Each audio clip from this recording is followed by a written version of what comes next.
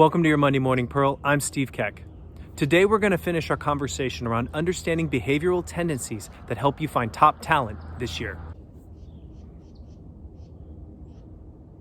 We've talked competitiveness, introversion versus extroversion, conventional thinking versus creative thinking, and the last thing we're going to talk about today is social desirability. Now, social desirability is how someone wants to be seen in the world. As we've said before, all behaviors have a double-edged sword. The opposite edge of this sword is being frank. So social desirability, you could also see this as need for approval, on the other side being frank.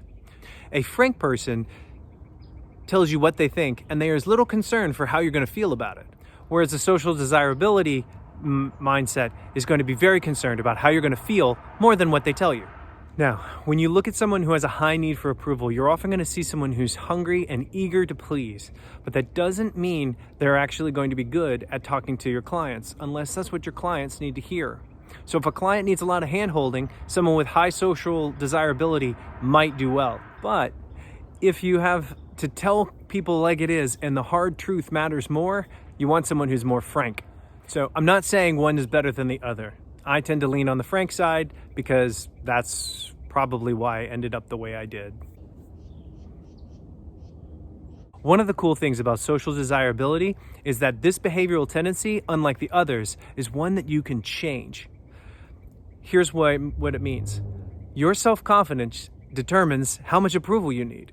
So someone who has been invested in and is supported, and they feel more self-confident that they can do the job that you need them to do, will be more willing to be frank, but at the same time understand what it takes to be both gaining the approval of your clients and keeping it.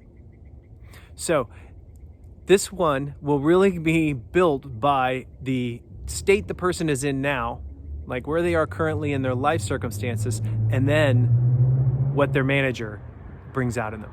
So the big thing I want you to understand about all of this is you can know these behavioral tendencies prior to interviewing them. You can know the behavioral tendencies you're looking for prior to interviewing them. You can know generally what you're going to get before they walk in the door. And that's critical when it comes to hiring a bunch of people.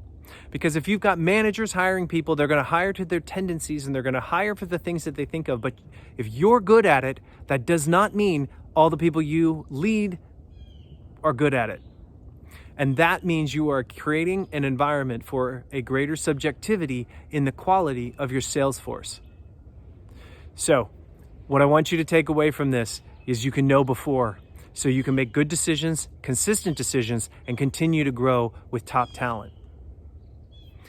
And as always, if you ever want to have a conversation, talent management is in our DNA. We love helping sales teams grow. So give us a call, reach out to us on our website, or check us out on our social channels, and let's have a conversation.